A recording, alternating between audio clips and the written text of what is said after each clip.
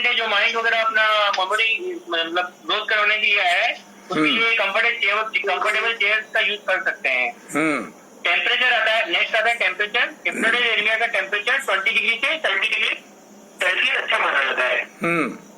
अगला आता है लाइटिंग एंड कलर। दीवारों का colour light green colour, light colour होना चाहिए, लाइट ग्रीन, पिंक, कुल मिलाकर लाइट कलर का होना चाहिए, डार्क कलर नहीं होना चाहिए। एलईडी एंड ट्यूबलाइट भी हल्की होनी चाहिए। अगर उसमें पीसफुल म्यूजिक होना हो तो वो भी अच्छा माना जाता है। हल्की खुशबू भी अच्छी मानी जाती है। और previous knowledge of hypnotic to the client. Client को हिप्नोटिस के बारे में क्या जाने, क्लाइंट से पूछना है।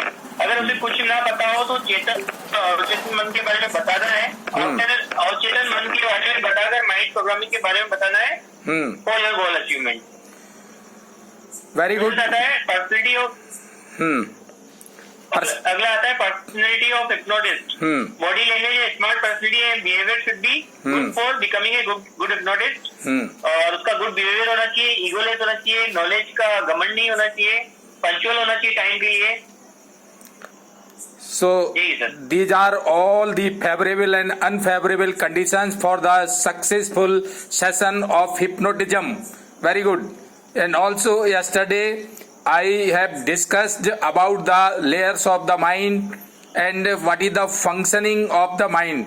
तो उसको मैं थोड़ा रिपीट कर दूं, फिर हमारे गौरव जी फ्रॉम जलंधर तैयार रहेंगे माइंड के बारे में बताने के लिए, और डॉक्टर प्रवीण पटेलिया गुजरात। तो मैं हल्का सा रिमाइंड कर देता हूं कि माइंड जो होता है, एक्चुअली मन एक अत्यंत सूक्ष्म सत्ता है जो तरंगों के माध्यम से विचारों के रूप में प्रवाहित होती है और अनुभूति होती है। विचारों की हमें केवल क्या फीलिंग होती है, अनुभूति होती है, और बाकी माइंड को nobody has seen the mind inside our body. किसी ने हमारे माइंड को बॉडी के अंदर आज तक देखा नहीं है, क्योंकि वो बहुत ही सटलेस्ट फॉर्म होता है। इसलिए there are two main layers of the mind, conscious mind, subconscious mind.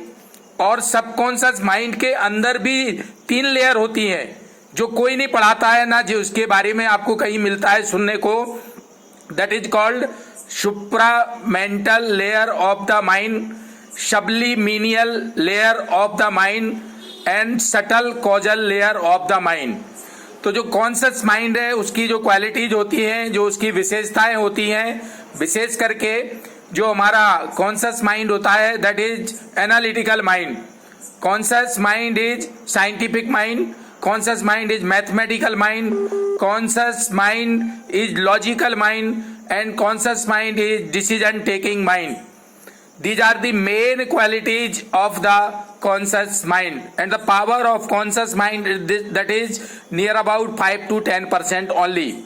And subconscious mind, so what are the characteristics of the subconscious mind?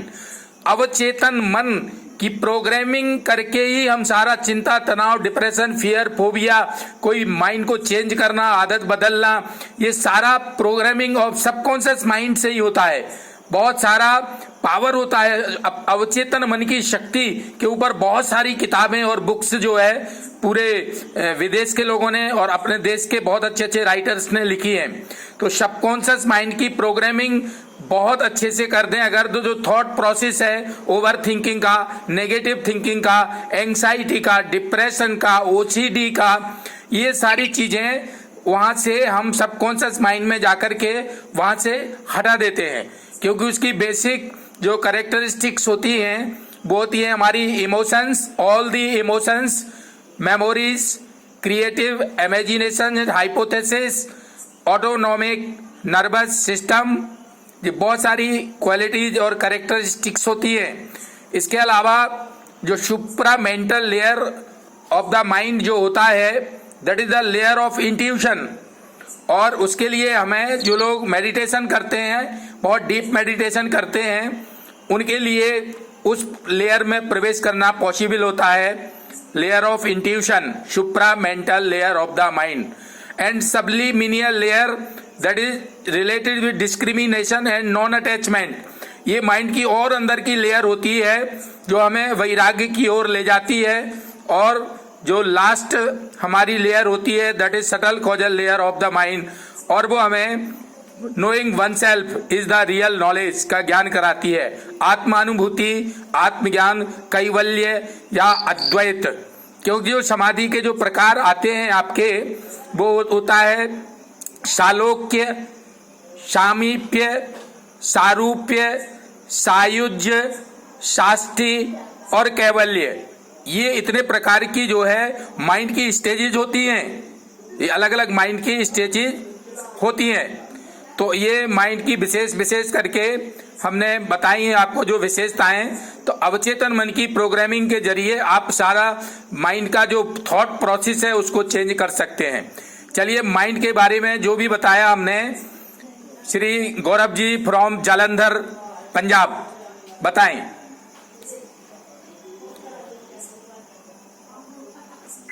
आपकी आवाज नहीं आ रही। जी हाँ जो माइंड है वो एक अत्यंत सूक्ष्म सत्ता है जो तरंगों के माध्यम से विचारों के रूप में अनुभूति होती है। माइंड की बेसिकली दो लेयर्स हैं। उन दोनों लेयर्स में एक तो है कॉन्शियस माइंड और एक है सबकॉन्शियस माइंड। जो सबकॉन्शियस माइंड होता है, अपने कॉन्शियस माइंड होता है, उसकी पावर 5 to 10% होती है।